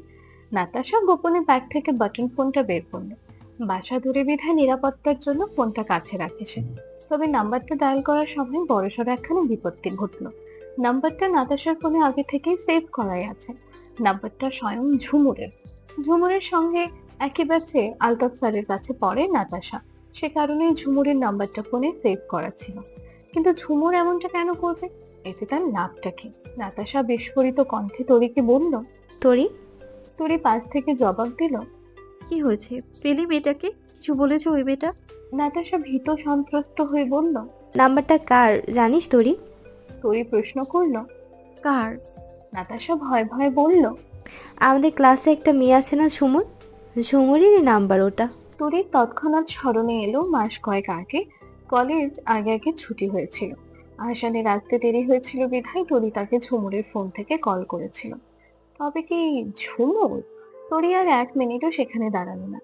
যে মেয়ে কারোর সঙ্গে চোখ তুলে উঁচু স্বরে কথা অব্দি বলতো না, সে আজ রণচণ্ডী হয়ে উঠল। ক্ষুব্ধতার রাগ যেন চুইয়ে চুইয়ে পড়ছে তার শরীর হতে। তরি এক দৌড়ে ক্লাসে গেল। বেঞ্চের প্রতিটি কোণে কোণে পুরো ফ্লোর জুড়ে ঝুমুরকে খুঁজলো। ঝুমুরের ঘনিষ্ঠ বান্ধবীরা জানালো ঝুমুর ঝালমুড়ি কিনতে ক্যান্টিনে গেছে। তরি আর এক মুহূর্ত অপেক্ষা করলো না, দ্রুত ক্যান্টিনে গেল। ঝুমুর তখন ক্যান্টিনের বসার বেঞ্চগুলোতে বসে বসে ঝালমুড়ি খাচ্ছে। তরি তাকে গিয়ে বলল। তোমার সমস্যা কি ঝুমুর? ঝুমুর কেমন থতমত খেয়ে উঠল, কৃত্রিম অবাক হওয়ার ভান করে বলল। কি হয়েছে? কি করেছি আমি? তরি তেতে উঠে বলল। তুমি জানো না কি করেছো? তুমি কেন আমার বরকে কল দাও? উনির বরের সঙ্গে এত কি কথা তোমার? কালো মাঝরাতে কল দিয়েছিলে, পেয়েছোটা কি? হ্যাঁ, প্রবাদে আছে চোরের মায়ের বড় গলা। ঝুমুরের ক্ষেত্রে যেন তাই হলো। ঝুমুর চোখ কপালে তুলে বলল। আমি আমি কাকে কল দিয়েছি? যেন তেন মানুষকে ঝুমুর কল দেয় না। আর তোমার বর নিয়ে যেন কি বললে? আমি কেন আহসানকে কল দিতে যাব? তরি দাঁত কিরমির করে বলল। তুমি যদি ওনাকে কল না দিয়েই থাকো তবে ওনার নাম জানলে কি করে? আমি তো তোমাকে একবারও নামটা বলিনি। তুমি আসলেই একটা চরিত্রহীন লম্পট মেয়ে। তুমি অন্যের বরের সঙ্গে ফষ্টি নষ্টি করো। ঝুমুর রাগে বিক্ষিপ্ত হয়ে তরির ইউনিফর্মের কলার ধরে টান দিল। শরীরে হাত পায়ে তরিও ক্রোধে ঝুমুরের বুকে ধাক্কা দিয়ে তাকে ঠেলে পড়ল। ঝুমুর প্রতিরোধ ব্যবস্থা গড়ে তুলতে তরির বিনুনিতে হাত রাখলো। তরি বেজায় ক্ষেপে ঝুমুরের বিনুনি টেনে ধরল। মোদ্দা কথা, ক্যান্টিনের সামনে এক ভয়াল যুদ্ধ সংঘটিত হলো সেই দিন, যাকে বলে চুল চেরা যুদ্ধ। তরি হুট করে কারো গায়ে হাত তোলার মতো মেয়ে নয়। তরি শান্ত হয়ে সমঝোতায় আসতে চেয়েছিল, তবে ঝুমুর তা শোনেনি। নিজের নির্বুদ্ধিতায় সে বিপদ ডেকে এনেছে। কি প্রয়োজন ছিল তরির গায়ে হাত তোলার? ক্যান্টিনের ব্যাপারটা সেদিন সাংঘাতিক পর্যায়ে গড়ালো। নাতাশা অনেকভাবে ধামাচাপা দেওয়ার চেষ্টা করলো, তবে সেই প্রচেষ্টা ব্যর্থ হলো। কথায় আছে মন্দ কথা বাতাসের আগেও ছড়িয়ে পড়ে, ঠিক তেমনটাই যেন তরির বেলাতেও হলো। পুরো কলেজেই এক প্রকার রটিয়ে গেল। কলেজের অধ্যক্ষ ডেকে পাঠালেন তরি আর ঝুমুরকে। উভয় ভয়ে লজ্জায় কাঁচুমাচু হয়ে অধ্যক্ষের কক্ষে গেল। অধ্যক্ষ যেন উভয়ের কলহ কোন্দলের কারণ জানতে চাইল। তরি কিংবা ঝুমুর কেউই কোনো উত্তর দিতে পারল না। অতঃপর অধ্যক্ষ আবুল কাসেম, ঝুমুর এবং তরির উভয়ের অভিভাবককে ডেকে পাঠালেন। রঙ্গনের আজ মাথা ঠিক নেই, এমনিতেও সে আধা পাগলা। রুমি ঝুমিকে দেখলে তার মাথা আরো ঠিক থাকে না। গিয়েছিল সে ব্যাংকে আজ। বাবা মারা যাওয়ার পর থেকে বাবার পেনশনের টাকায় তাদের সংসার চলে। ব্যাংক অ্যাকাউন্টে কি যেন একটা সমস্যা দেখা দিয়েছে, সেটা ঠিক করতে। প্রতিমধ্যে রুমি ঝুমির সঙ্গে দেখা। কি বেজায় মিষ্টি চাঁদপানা মুখ তার। রঙ্গনকে দেখলে মেয়েটা কেন যে মুখখানা ওভাবে ঘুরিয়ে ফেলে কে জানে। রঙ্গন বাড়িতে ঢুকে রান্নাঘরে গিয়ে দাঁড়ালো। তার মা নাহার বেগম মনোযোগ সহকারে কি যেন রাখছে। রঙ্গনের এত সব জেনে কাজ নেই। সে মায়ের আঁচল চেপে ধরে বলল। ও আম্মা, একটা কথা শোনো। নাহার বেগম ছেলেকে সরিয়ে দিয়ে বললেন। যা বলার বইলা ফেলা, সকাল সকাল জ্বালাস না বাপ। রঙ্গন মেয়েদের মতো লজ্জা পাবার ভান করে বলল। আম্মা, আপনার কি একা একা লাগে না? আব্বা মারা যাওয়ার পর আপনি একা হইয়া গেছেন। আপনার একটা সঙ্গী দরকার। নাহার বেগম রঙ্গনের কথায় সন্দেহের ঘ্রাণ পেলেন। সোজা কথা সোজা ভাষায় বলার মতো ছেলে তার নয়। খুন্তি হাতে পাশ ফিরে বললেন। কি বলবি তাড়াতাড়ি বল বাপ, আমার তরকারি পুইরা যাইতেছে। রঙ্গন লজ্জা মাখা গলায় বলল। আমার বিয়া করতে মন চায় আম্মা। আপনার যা মন চায় করেন। দরকার হইলে আমারে ত্যায্য পুত্র কইরা দেন। জিন্দেগিতে আমার চেহারা দেখেন না, তাও আমারে রুমিরে আইনা দেন। আমার রুমিরে লাগে, আমি রুমির সঙ্গে সংসার করতে চাই। নাহার বেগম যেন আকাশ ফেরে ঘুরে মাটিতে এসে পড়লেন। ছেলে বলে কি তার? শেষ পর্যন্ত রুমি? নাহার বেগম রঙ্গনের দিকে খুন্তি তাক করে বললেন। এই বিলাস, তোর লজ্জা শরম হাই নাই রে?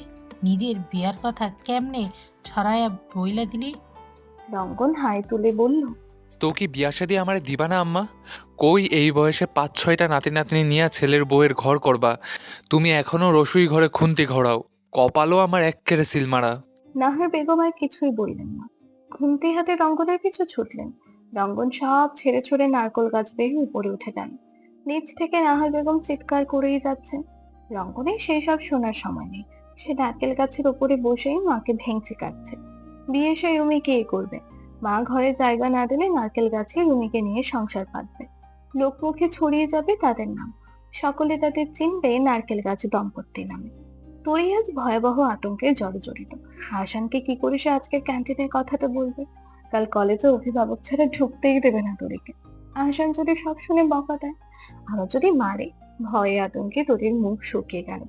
দুপুরে টেবিলে বসে ভাত নাড়াচাড়া করে গেল সে, সেভাবে কিছুই খেল না। মধুবেবী তরিকে উদ্দেশ্য করে বললেন, খাও না কেন মাইয়া? খালি ভাত লাড়তাছ? ঠিক মতো না খাইলে স্বামীর আদর্শ সহ্য করবা কেমনে? এমনি যা খুঁটির মতন শরীর, আমার নাতি যাইতা ধরলে তো চটকাইয়া ফেলবো। শরীর দেখছো তার? পাড়ার মতো তাগড়া শরীর, চাইপা ধরলে দম আটকাইয়া ভসকাইয়া থাকবা। তরি বিষম খেয়ে এদিক ওদিক তাকালো। বুবুর কি সব বাজে সব কথা, ছি ছি, লজ্জা লজ্জা। তবে ঘটনা আংশিক সত্য। আহসান ওভাবে রাতে তাকে চেপে ধরলে সত্যি তার দম আটকে আসে। ভয় আতঙ্কের মাঝেও তরি আরেক দফা লাজে লাল হলো, যাকে বলে লাল প্রতি। রাতে আহসান যখন বাড়ি ফিরলো, তরি ভীত সন্ত্রস্ত হয়ে আঁচল ঘোরাতে ঘোরাতে আহসানকে বলল, আপনাকে কাল একবার আমার সঙ্গে কলেজে যেতে হবে। আহসান জিজ্ঞাসক কণ্ঠে বলল, কেন, প্যারেন্টস মিটিং? তরি কোনো জবাব দিল না, সে বিষয়ে কোনো কথা বলল না। সারা রাত ভয়ে তার ঘুম উবে গেল। আহসান তাকে কাল নিশ্চিত কাঁচা চিবিয়ে খাবে। যদি বাড়ি থেকে বের করে দেয়, কোথায় যাবে তরি? এসব চুলোচুলি কারবারের কথা শুনলে মনে হয় না তাকে বাড়িতে জায়গাই দেবে না। সকালে তরির সঙ্গে আহসান স্বাভাবিকভাবেই কলেজ গেল। অধ্যক্ষের রুমে গিয়ে বসতেই তিনি ক্যান্টিনের বিস্তারিত বর্ণনা আহসানের নিকট তুলে ধরলেন। তরি ভয়ে জমে গেল। আহসানের তখন আক্কেল গরম অবস্থা। তরির মতন শান্ত মেয়ে এমনটা কেন করবে? আহসান তরিকে তখন কিছুই বলল না, কোনো প্রশ্নও করলো না। কলেজের পরিবেশ বিঘ্নিত করার দায়ে তরির পক্ষ থেকে নিজেই ক্ষমা প্রার্থনা করলো। অধ্যক্ষের কক্ষ হতে আহসান বেরোতেই তরি তার পিছু পিছু এলো। আহসান হাত দুটো ধরে কেঁদে উঠে বলল, বিশ্বাস করুন, আমি আগে ওর গায়ে হাত তুলিনি। আমি শুধু কথা বলতে গিয়েছিলাম। ও আমার কলারে হাত দিল, আমি তারপর ওকে সরাতে ওর বুকে ধাক্কা দিয়েছি। আমি ওকে আগে মারিনি, আমি সত্যি বলছি। আহসান হতাশা জড়িত কণ্ঠে বলল, তোমার থেকে আমার কিছু আশা করিনি তরি। পরিস্থিতি সবসময় এরকম থাকে না। পরিস্থিতি হাতের বাইরে গেলে সর্বদা শান্ত থাকতে হয়। একসঙ্গে থাকলে কথা কাটাকাটি, মনোমালিন্য অস্বাভাবিক কিছু নয়। তাই বলে এত দূর কেন করাবে এসব? তরি কোনো উত্তর দিতেই পারল না, তার মুখে কোনো জবাবই এলো না। আহসান মাসদাক সরোয়ারের ফোন পেয়ে কলেজ থেকে কাজে চলে গেল। সেই দিন দুপুরে আহসান বাড়িতে এলো না, একেবারে সন্ধ্যায় এলো। কারণটা কি কাজের বাড়তি চাপ নাকি তরির প্রতি ক্রোধ, তা কেউ জানে না। তরি আহসানের পিছু পিছু ঘরে এলো, তবে আগ বাড়িয়ে আহসানের সঙ্গে কথা বলবার মতো সাহস তার হলো না। ভয়ে গুটিসুটি মেরে বসে রইল, মুখে কোনো রাও উঠে নেই। আহসান নিজের কাজে ব্যস্ত, তরির দিকে একবার ফিরেও চাইছে না। তরি একবার নিজেই উঠে দাঁড়ালো। হুট করে কি যে হলো তার! আহসানকে পেছন থেকে জড়িয়ে ধরলো সে। জুবুথুবু হয়ে আহসানের পিঠে কেমন লেপটে রইলো। আহসান দীর্ঘশ্বাস ফেলল। মেয়েটা তাকে ঘায়ল করার মন্ত্র জেনে গেছে। আহসানের নীরবতা ভেঙে বলল, মেয়েটার সঙ্গে ঝগড়া হলো কেন? তরি অপরাধীর সুরে বলল, রোজ রোজ কল দিয়ে কেন বিরক্ত করে আপনাকে? ওই মেয়েটাই আপনাকে কল করে আজে বাজে কথা বলে। আমি যখনই জিজ্ঞেস করতে গেলাম, আমার কলার চেপে ধরলো, বললো সে নাকি কিছুই জানে না। আমি আজ অবধি ওই মেয়েটাকে আপনার নাম বলিনি, কিন্তু সে আপনার নামটা জানে। আপনাকে কল না করলে সে কি করে আপনার নাম জানলো? পাজি মেয়ে কোথাকার! আহসান মনে মনে বেজায় হাসলো, কিন্তু তরির সামনে তা প্রকাশ করলো না। এইসব বিষয়ে প্রশ্রয় দেওয়া মানে বেয়াদবিকে প্রশ্রয় দেওয়া। তরিকে খেপানোর জন্য ফের শুধালো, একটু কলই না দিয়েছে, তা বলে এভাবে ঝগড়াঝাটি করতে হবে? বান্ধবীর বরকে কল দিয়ে একটু ভালো মতো জিজ্ঞেস করাই যায়, এটার এমন কি? তরি বেজায় রাগ হলো। আহসানকে আরো জোরে সোরে চেপে ধরে সে বলল, আহা, কেউ কল করবে না আপনাকে। আপনাকে ওই মেয়েটা বাজে দৃষ্টিতে দেখে। আপনি বোকা মানুষ, তাই বোঝেন না। মনে মনে সে আপনাকে কিছু মিছু করে। আহসান মুচকি হেসে বলল, তা তুমি কি আমাকে কিছু কিছু করো নাকি তুলতুল? তরি সে প্রশ্নের জবাব দিতে পারলো না। সে সত্যি আহসানকে কিছু কিছু করে কি কে জানে। তরির অবস্থা বর্তমানে শোচনীয়। দীর্ঘ 2 মাস সময় নিয়ে টেস্ট পরীক্ষা শেষ হয়েছে তার। পরীক্ষা শেষে একটু আরাম আয়েশ করবে ভেবেছিল সে, সেটি আর হচ্ছে কোথায়। আহসান রোজ ভোরে ডেকে তোলে তরিকে পড়তে বসায়। ঘুমে ঘুরে আলুথালু হয়ে তরি ঝিমুতে ঝিমুতে পড়া শেষ করে। রুমিকে দেখে বর্তমানে খুব হিংসে হয় তরির। কয়েকদিন আগে রুমির বোর্ড পরীক্ষা শেষ হয়েছে, সারাদিন মনের আনন্দে ঘুরে বেড়ায় সে। আহা, কি সুন্দর জীবন তার! তরির জীবনে এত সুন্দর কাল কবে আসবে? আহসানের সঙ্গে আজ এক অভূতপূর্ব ঘটনা ঘটল। সৌম্য আজ তার মালের গোডাউনে এসেছে। সৌম্য সচরাচর ছুটির দিন ব্যতীত কখনোই দিনে অবসরে থাকে না। অফিস ছুটি হয় তার বিকেল 5:30টায়। তবে আজ কি হলো? এই ভর দুপুরে সৌম্য কি করছে এখানে? আহসান কাজ গুছিয়ে দ্রুত বের হলো। সৌম্যকে দেখে সে নিতান্তই অবাক, ব্যতীত আর কিছুই হয়নি। আহসানকে দেখে সৌম্য কেমন ম্লান হাসলো। আহসান অনুভব করতে পারলো সেই হাসিতে কোনো প্রাণ নেই। বাবার মৃত্যুর পর সৌম্য একেবারেই ভেঙে পড়েছে ভেতর থেকে। আগের মতো চাঞ্চলতা আর নেই। আহসানও সৌম্যকে দেখে মুচকি হাসলো। চেয়ার টেনে বসার সুযোগ করে দিল। সৌম্য কেমন শটান বসলো চেয়ারটায়, যেন দেহে প্রাণের অস্তিত্ব নেই।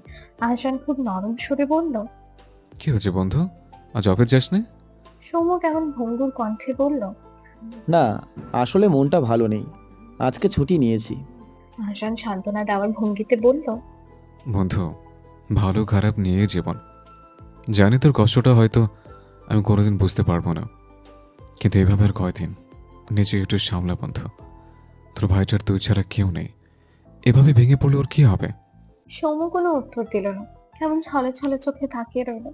পরিস্থিতি স্বাভাবিক করার জন্য আহসানই ফের বলল।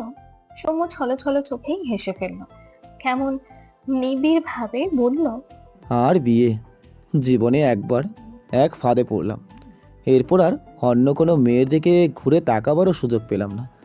মা জীবিত থাকাকালীন কত মেয়ে দেখলো, কারোর দিকে চোখ তুলে তাকাতেও দিচ্ছে হয়নি। এক ঝড়ে এতটা ক্ষতি হয়েছে যে আর সামলে উঠতে পারিনি। সংসার জীবন আমার জন্য নয়। তাছাড়া আমি কখনো স্ত্রীর জায়গায় ওকে ছাড়া আর কাউকে কল্পনাও করতে পারিনি। ও আমার জীবন, চলে গেল, ব্যাস। বিয়ের স্বপ্নেও আর কখনো দেখিনি। সৌম্য আর বসলো না, চেয়ার ছেড়ে উঠে দাঁড়িয়ে আহসানকে বিদায় জানিয়ে চলে গেল। আহসান হতাশ চোখে সৌম্য চলে যাওয়া দেখল। চোখ বন্ধ করে বহু পূর্বে স্মৃতিতে ফিরে গেল। ভার্সিটির প্রথম বর্ষে পড়াকালীন আহসানদের ক্লাসে একটা মেয়ে ছিল, বেশ লাজুক, সবসময় মুখ লুকিয়ে চলত। নাম তার দিলশান হায়াত।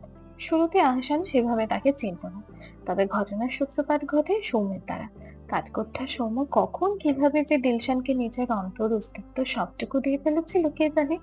সংবেদনশীল পরিবারের মেয়ে দিলশানের সঙ্গে কখনো সৌম্যের প্রেমের সম্পর্ক গড়ে না উঠলেও একে অপরের প্রতি তারা যে দুর্বল তা কারোরই চোখ এড়ায়নি। কিন্তু দুর্ভাগ্য, দিলশানের বিয়ে হয়ে যায় তৃতীয় বর্ষে পড়াকালে। সৌম্য তখন ছাত্র বিধায় চাইলেও সে কিছু করতে পারেনি। তখন তার কাছে না ছিল অর্থ সম্পদ, না ছিল প্রাচুর্যবহুল চাকুরি। দিলশানের বিয়ের পর সৌম্য তাকে আর কখনোই বিরক্ত করেনি, আবার মন থেকে ছেড়ে ফেলে দিয়ে উঠে দাঁড়াতেও পারেনি। সৌম্যর বাবা মা বেঁচে থাকাকালীন খুব চেষ্টা করেছিলেন ছেলের বিয়ে দিয়ে যাওয়ার। সময় সেসব অবহেলায় এড়িয়ে গেছে। মনে একজনকে রেখে আরেকজনের সঙ্গে কি করে সংসার করতো সে? অলিখিত প্রতারণা হতো না সেটা? আম্মা এমন করেন কেন? রুমের আয়না দেন না আম্মা। রঙ্গনের কথা শুনে নাহার বেগম চোখ কুঁচকে তার দিকে তাকালেন। রঙ্গনের কোনো হেলদোল নেই সেই দিকে, সে রুমের স্বপ্নে বিভোর। নাহার বেগম দৌড়ে গিয়ে গাঁটটা মারলেন ছেলের মাথায়। রঙ্গন আকস্মাৎ গাঁটটা খেয়ে চেঁচিয়ে উঠল, মারলেন কেন আম্মা? পোলা বড় হইছে, বয়স হইছে, বিয়া দিবেন না? আমার কি মন চায় না সংসার কইরা আব্বা ডাক শুনতে? নাহার বেগম দরজার পেছন থেকে ঝাড়ুখানা বের করলেন, রঙ্গনের দিকে তা তাক করে বললেন, বিয়া করতে চাস, বউ খাওয়াবি কি? আমার মাথা নাকি তোর কলিজা? রঙ্গন কোমরে হাত দিয়ে বলল, এমন করে কন কেন? আমার চিকনা চাকনা বউ কতটুকুই বা খাইব? আপনার কিডনি কুডনি নিয়া গয়নাগাটি যা আছে তা দিয়ে আমার আর ওর হইয়া যাব। এত গয়না দিয়া কি করবেন কি? নাহার বেগম ঝাড়ু দিয়ে তেড়ে এসে বললেন, খবিসের বাচ্চা, তোর কত বড় সাহস! বাপের মতো খালি আমার গহনার দিকে নজর দেস। আমি মইরা গেলে গহনা আমার কবরে দিয়ে দিবি। আমার গহনা আমি যা মন চাই করুম, তোর কি? রঙ্গনের কথা বলল না, লুঙ্গিটাকে গুটিয়ে গামছা হাতে বেরিয়ে যেতে যেতে বলল, থাকেন তাহলে আপনি আপনার সংসার নিয়া, আমি গেলাম। কিছু হইলেই খাউনের খোটা, এখন আবার গয়নার খোটা। লাগবে না আপনার জিনিস, থাকেন আপনি আপনার সম্পত্তি সাজাইয়া। আমার না হওয়া বউরেও খোটা দিতে চাইলেন না। থাকলাম না আপনার সংসারে, খাইলাম না আপনারটা। নাহার বেগম ফিরেও তাকালেন না। এই নিয়ে 10-15 বার রঙ্গন বাড়ি ছেড়ে চলে গেছে। আধা পাগলা ছেলে যখন মন চায় বের হয়ে যায়, এরপর সন্ধ্যার আগেই আবারও ফিরে আসে, খামোখা সন্ন্যাসী সাজার ঢং। নাহার বেগমের ধারণা সত্যি সত্যি সঠিক হলো। সন্ধ্যায় মশার কামড় খেয়ে রঙ্গন পা চুলকাতে চুলকাতে ঘরে ফিরল। ফিরেই নাহার বেগমের পা জড়িয়ে ধরে বলল, আমারে ক্ষমা করে দেন আম্মা, গরমকালে মাথা মোথা কেমন জানি ঝাঁকি মারে জানেন, চান্দি গরম হইয়া যায়। আমার মাথা ঘূর্ণা মারছিল আম্মা, পানি ঢালতে গেছিলাম, আর যাবো না আপনার রেখা। রুমিরে আইনা দেন না আম্মা, আপনি যা কইবেন তাই করমু। ও আম্মা এমন কেন করেন, রুমিরে ছাইয়া আনেন না আমার লিগা। নাহার বেগম তৎক্ষণাৎ বললেন, যা কমু তাই করবি। রঙ্গন মাথা দুলিয়ে হ্যাঁ বোঝাতেই নাহার বেগম বললেন, একটা সরকারি চাকরি পায়া দেখা। তোর বাপ দাদা চাচা 14 গোষ্ঠী সরকারি চাকরি কইরা খাইছে, তুইও সরকারি চাকরি করবি। যদি তুই সরকারি চাকরি পায়া দেখাতে পারোস তো আমি নাহার তোরে ওয়াদা দিলাম, রুমির বাপের পা ধইরা হলেও রুমিরে চাইয়া আনুম। রঙ্গন দাঁত কেলাতে কেলাতে বলল, কি কইলেন আম্মা, সত্যি? আচ্ছা যান, আপনি সরকারি চাকরি কইছেন, কোন চাকরি তা তো কর নাই। আমি পিউন হমু, সরকারি পিউন, চলবো না আম্মা? নাহার বেগম মাথায় হাত দিয়ে বসে পড়লেন। খোদা তালা কোন পাগলের পাল্লায় তাকে এনে ফেললো। আশান জোর করে ধরে বেঁধে তরিকে পড়তে বসিয়েছে। তরি ঘাড় ঘুরিয়ে দরজার দিকে তাকালো। এই সময় স্টার জলসায় একটা সিরিয়াল হয়, নায়কটা হেব্বি সুন্দর। রুমি এখন রিমোট হাতে সেই সিরিয়ালটাই দেখছে। কি যে হবে আজকের পর্বে কে জানে। কাল তো নায়িকা সিঁড়ি বেয়ে গড়িয়ে গড়িয়ে নিচে পড়ে গিয়ে স্মৃতি হারিয়ে ফেলেছিল। আজ যে কি হয়, নায়িকার স্মৃতি ঠিকঠাক মনে থাকলেই হয়। গত 4 পর্ব যাবৎ নায়িকার স্মৃতি হারিয়ে ফেলার পর্বই চলছে। রুমির কি আরাম, পরীক্ষা শেষ বিধায় সিরিয়াল দেখতে পারে মনের সুখে। তরির কবে শেষ হবে পরীক্ষা, আর ভালো লাগে না কিছু। কলম চিবোতে চিবোতে তরি আহসানের দিকে তাকালো। আহসানও বইয়ের খাতা তরির পাশে বসে বসে পড়ছে। আহসান না থাকলে তরির এখনই উঠে গিয়ে রুমের পাশে বসে বসে টিভি দেখতো। তরির যার ভালো লাগছে না, আহসানকে বুঝতে পারছে না।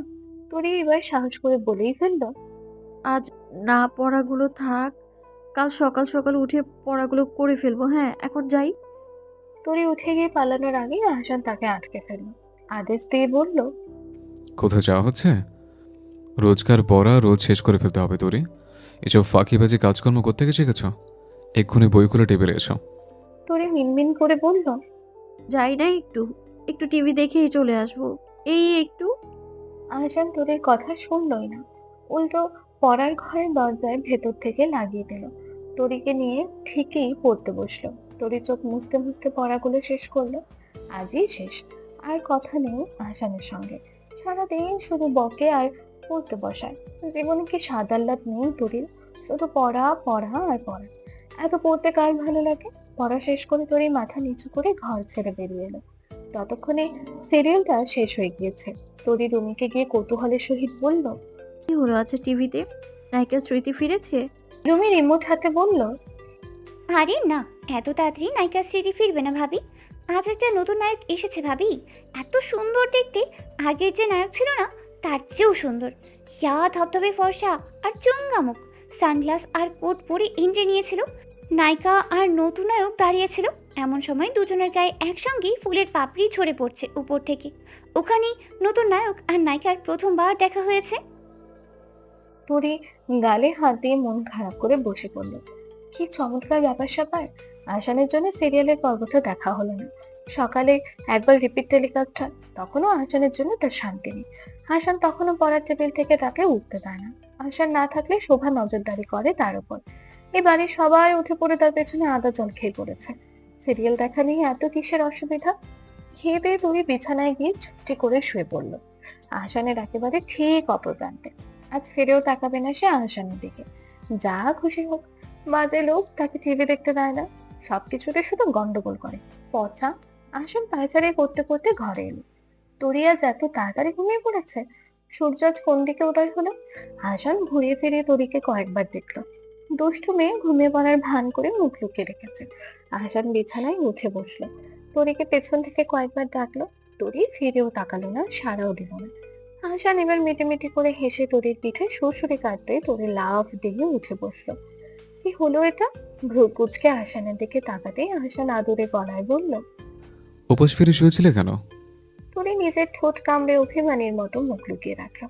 আহসান এগিয়ে এসে তরির মাথায় হাত বুলাতে বুলাতে বলল, শোনো, পরীক্ষার কয়েকটা মাস হলো সাধনার মাস। তুমি যেমন কর্ম করবে তেমনই ফল পাবে। এখন যদি তুমি না পড়ে শুধু টিভি দেখে সময় নষ্ট করো, তাহলে পরীক্ষায় ভালো রেজাল্ট আসবে কি করে? কিছু পেতে হলে কিছু হারাতে হয়। এখন মনোযোগ দিয়ে পড়ো, যেন পরীক্ষার পর আফসোস না হয়, বুঝছো? তরি মাথা দুলিয়ে বলল, কিন্তু মাঝে মাঝে একটু একটু দেখাবো, এই একটু, বেশি না। আহসান ফের প্রশ্ন করলো। রাগ করেছো তোরে? তরি মাথা দুলিয়ে না বোঝালো, সরল উত্তর দিয়ে বলল, আহা, মা বলেছে শাসনের অধিকার তারই যে সোহাগ করে। আমি দুষ্টুমি করেছি তাই বকেছেন, আমি মন খারাপ করিনি। আহসান গালে হাত রেখে বলল, বুঝলাম। তা বলো তো তুলতুল, আমি সত্যি সত্যি তোমায় সোহাগ করি নাকি? বলো বলো। তরি লজ্জায় মাথা নুইয়ে ফেলল। লোকটা তাকে সোহাগ করে কি? করে করে। এই বউ, তুমি আমার সঙ্গে দুপুরে একটু বাইরে যাবা, খাইয়া দাইয়া মাথায় ঘোমটা দিয়ে আমার সঙ্গে যাইও। তরি মধুবাবুর কথা শুনে বিস্মিত হয়ে বলল, কোথায় যাব বুবু? উনি বকবেন না তো? মধুবেবী উত্তরে বললেন, আহসানের সাধ্য আছে আমার মুখের উপর কিছু বলার? তোমারে নিয়া খাজা বাবার মাজারে যামু, মাজারে তোমার লাইগা মানত করছি। তোমার না পরশু থাইকা পরীক্ষা? তরি বিষম খেয়ে বলল, মাজার? মধুবেবী প্রত্যুত্তরে বললেন, তো কি, কয়েকদিন আগে রুমির পরীক্ষা গেল না, রুমিরও নিয়া মাজারে গেছিলাম। এই খাজা বাবার মাজার আমাদের অত্র এলাকায় বিখ্যাত। দূর দূরান্ত থাইকা লোক আইসা মানত করে, মানতে যা চাইবা তাই পাইবা। আমি মানত করছি, তুমি ভালা কইরা পাশ দিলে মোমবাতি দিমু, খাইয়া লইয়া তাড়াতাড়ি লও। দুপুর থাকতে থাকতেই আইসা পড়তে হইব। তোমার শ্বশুর আবার এইসব পছন্দ করে না, তার কাছে কিন্তু বলবা না, শুনলে পরে আমার লগে চিল্লাইব। তরি মাথা দুলিয়ে সায় দিল। উপরে উপরে হ্যাঁ বললেও তরির মনে খুব ভয়। মনোয়ারা মাজারে একদমই বিশ্বাস করতেন না। সবসময় বলতেন তরিকে যা চাই তা সবসময় সৃষ্টিকর্তার কাছে চাইতে হবে। মৃত মানুষের কোনো শক্তি থাকে না, এসবে বিশ্বাস করাও কুসংস্কারের অংশ। কিন্তু এইসব এখন বুবুকে বলতে গেলে বিশাল কেলেঙ্কারি কাণ্ড হবে। এমনিতেও মধুবিবির যা রাগ, এসব শুনলে তরিকে আর আস্ত রাখবেন না বলে মনে হয় না। আহসানের ফোনের সিমটা টেলিটকের। 2 মাস আগে একটা চাকরির পরীক্ষা দিয়েছিল সে, প্রাইমারি লেভেলের চাকরি। আজ সেটার রেজাল্ট পাবলিশ হবার কথা। আহসান শান্ত হয়ে রেজাল্ট চেক করতে বসলো। অনেকবার সরকারি চাকরির পরীক্ষা দিয়েছে সে, পরীক্ষা টিকলেও ঘুষ নামক প্রস্তুতির কাছে শতবার হেরে গেছে। পরীক্ষা তো ভালোই দিয়েছিল সে, কিন্তু এবারও হয়তো হবে না। ওই এক জায়গাতেই তার পথ চলা থেমে যায়। পৃথিবীর সবচেয়ে আশ্চর্যজনক বিস্ময়কর ব্যাপারখানা এবার ঘটেই গেল আহসানের সঙ্গে। রিটেন এক্সামে সে টিকে গেছে। কি ভয়ঙ্কর ব্যাপার! আহসান খানিকটা সময় কেমন স্তব্ধ হয়ে বসে রইল। কি হলো এটা? মাজদাক সারোয়ার আহসানকে মাল বুঝিয়ে দিতে এলেন। কয়েকবার নাম নেওয়ার পরেও যখন আহসান সাড়া দিল না, ব্যাপারটা তার কাছে ঠিক সুবিধে লাগলো না। দ্রুত আহসানের পাশে এসে দাঁড়ালেন তিনি। আহসান পিছু ফিরে বাবাকে দেখে বলল, আমার রিটেন এক্সামের রেজাল্ট পাবলিশ হয়েছে বাবা। আমি বোধহয় টিকে গিয়েছে, আমার বিশ্বাস হচ্ছে না। মাজদাক সরোয়ার চমকে উঠে বললেন, কি আসলেই? আহসান ফোনটা বাবার নিকট তুলে ধরতেই তিনিও স্তব্ধ হয়ে গেলেন। কাঁপা কাঁপা গলায় বললেন, শহরে চলে যাবে বাবা? আহসান ফোনটা টেবিলে রেখে বলল, না, ঢাকায় গিয়ে যে পরীক্ষাটা দিয়েছিলাম সেটাতে টিকেছিলাম। পরে যোগাযোগ করে জানতে পারলাম চাকরিতে টিকলেও সেখানে জয়েন করতে ঘুষ লাগবে, আনুমানিক 8 লাখের মতো।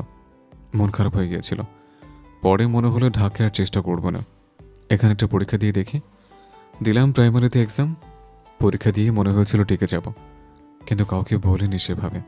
ভেবেছিলাম রেজাল্টটা পাবলিশ হোক, তারপর যা হবার হবে। আমার খোদার কাছে লাখ লাখ শুকরিয়া। মাজদাক সরোয়ার আহসানের কথা মন্ত্রমুগ্ধের মতো শুনলেন। কেমন শুষ্ক কণ্ঠে বললেন, আহসান, তুমি আমার ছেলে, সবচেয়ে বড়, সেটাই তোমার পরিচয়। তুমি জীবনে অনেক বড় মানুষ হও, আমি সবসময় সে দোয়া করি। আজ শুধু এইটুকুই বলবো, জীবনে ভালো মানুষ হও বাবা। টাকার কাছে কখনো নিজের মনুষ্যত্ব, মানবতাকে কখনোই বিক্রি করে দিও না। মানুষ তখনই সবচেয়ে হিংস্র হয়ে ওঠে যখন সে টাকার কাছে বিক্রি হয়ে যায়। মাছদাক সরোয়ার কয়েক মুহূর্ত থেমে ফের বললেন, আমি সবসময় চেয়েছি আমার আহসান আমার কাছে থাকুক। বড় বড় শহরের মানুষের মধ্যেখানে সৎ থাকলেও তাদের মনে ইট পাথরের স্তূপ পড়ে গেছে। সত্তা বিক্রি হয়ে গেছে টাকা নাম ধামের কাছে। আমি তো কখনো সে আহসানকে চাইনি। আমি চেয়েছিলাম আমার ছেলে খুব সাধারণ একজন মানুষ হিসাবে বেড়ে উঠুক, খুব সাধারণ গ্রামের একজন সরল সোজা মানুষ হিসাবেই বেঁচে থাকুক। তুমি যদি পড়াশোনা না করে গ্রামের কৃষকও হতে তবুও আমার কোনো আপত্তি ছিল না। আহসান মুখে কিছু বলল না, হুট করে জড়িয়ে ধরল বাবাকে। এই পর্যন্ত বিকেলটুকু বাবা ছেলের মধ্যেই তোলা থাকুক। আজ অবধি কম ঝড়ঝঞ্ঝা তো যায়নি। আহসান ফোন করে রঙ্গন, অর্ক সবাইকে ব্যাপারটা জানালো। সৌম্য অফিসে ছিল বিধায় তাকে জানাতে বেশ দেরি হলো। সৌম্য বিষয়টা জানতেই আহসানকে বলল, অভিনন্দন বন্ধু, তবে আমারও তোকে কিছু বলার আছে। আমি খুব এক্সাইটেড, আমার খুব নার্ভাস। আমি জানি না কিভাবে কি করব, মাথা পুরো খালি খালি লাগছে। আহসান বেশ নড়ে চড়ে উঠল। বিগত 2 মাসে সৌম্য যতটা মিলিয়ে গিয়েছিল, আজ তার গলাটা ঠিক ততটাই তরতাজা। কি হলো আজ? সৌম্য নিজেই আবারও বলতে শুরু করলো, আমার আজকে পুষ্পিতার সঙ্গে কথা হয়েছে। একটা খুব আনএক্সপেক্টেড ব্যাপারে কথা হয়েছে। কথার টপিক কি জানিস? দিলশান, আমার দিলশান হাওয়াত। আহসান চমকে উঠে বলল, মানে এত বছর পর দিলশান কোথা থেকে এলো? সৌম্য জবাবে বলল, সেটাই তো, আমিও তো কখনো ভাবিনি আজ এত বছর পর দিলশানের কথা তুলতে হবে। আজ কাজের সূত্রে এত বছর পর আমাদের ব্যাচমেট পুষ্পিতার সঙ্গে কথা হলো। পুষ্পিতা আর দিলশান কতটা কাছের বন্ধু সেটা তো আর নতুন করে বলার প্রয়োজন নেই। ইউ নো হোয়াট, দিলশান এখন সিঙ্গেল। আহসান তড়িৎ বলল, মানে ওর তো বিয়ে হয়ে গিয়েছিল, আমার মাথায় কিছু ঢুকছে না। সৌম্য দীর্ঘশ্বাস ফেলে বলল, দিলশানের হাজবেন্ড দিলশানকে চিট করেছিল, অন্য নারীর সঙ্গে অবৈধ সম্পর্ক গড়ে তুলেছিল। মানসিকভাবে ভেঙে গুড়িয়ে দিয়েছিল দিলশানকে। এরপরেও সব কিছু শেষ। দিলশান নিজেকে উত্ত্যক্ত করে দিয়েছিল জানোয়ারটার কাছে।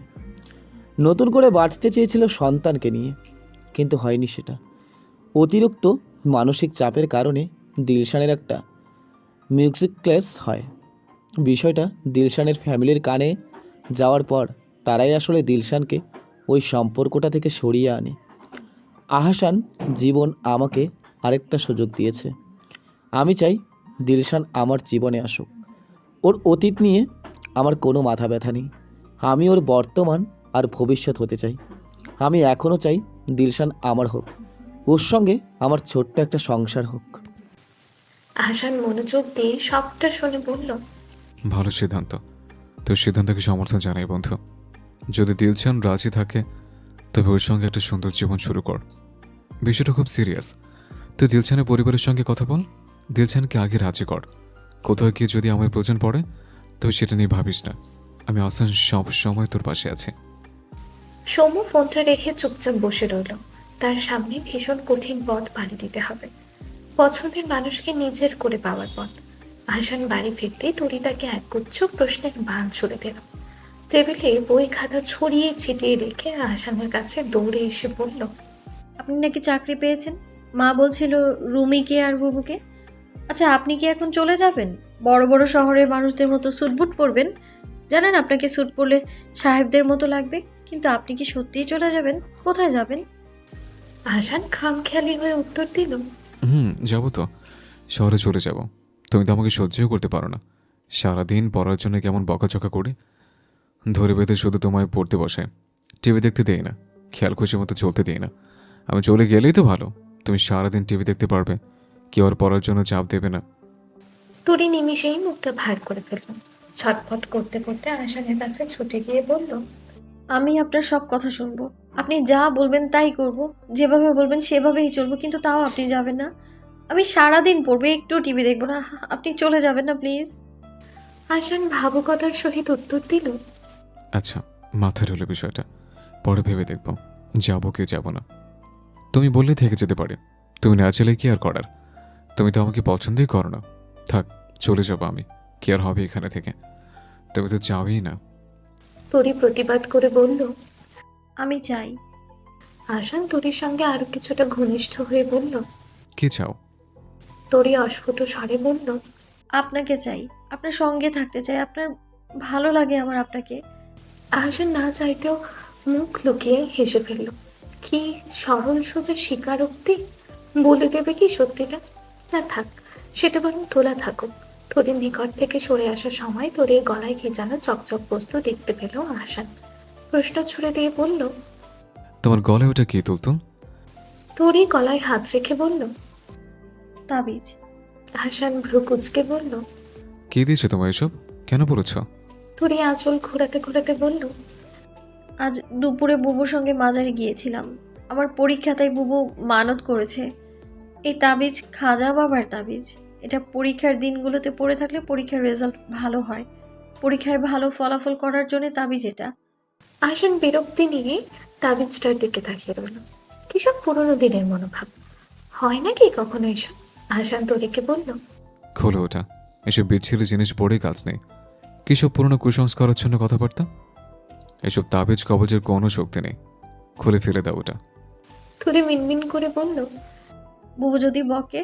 বুবু বলেছে এর ভেতরে পরীক্ষায় ভালো ফলাফল করার দোয়া লেখা আছে, এটা যেন গলায় পরীক্ষার সময় পড়ে থাকি। আহসান কৌতূহলী হয়ে জবাব দিল। আসলে? তাহলে এখনই তাবিজটা খুলে দাও তো, দেখি কেমন দোয়া লেখা আছে, যে দোয়া পড়লে পরীক্ষা ভালো ফলাফল আপনা আপনি চলে আসবে। তরি সঙ্গে সঙ্গে তাবিজটা খুলে আহসানের হাতে দিল। আহসান তাবিজটা দাঁত দিয়ে কামড়ে ভেতরের ছোট কাগজটা বের করল। তাতে গোটা গোটা অক্ষরে লেখা, পড়িলেই পাশ করিবে। এই যে শুনছো মাই প্রিয় শ্রোতা বন্ধুরা, তোমরা শুনছো সিটি অফ লাভ প্রেরিত প্রেমে সিক্ত গল্প। আর আমাদের সাথে পথ চলতে do like, comments and share. আর সাবস্ক্রাইব করতে কিন্তু একদম ভুলবে না। টাটা।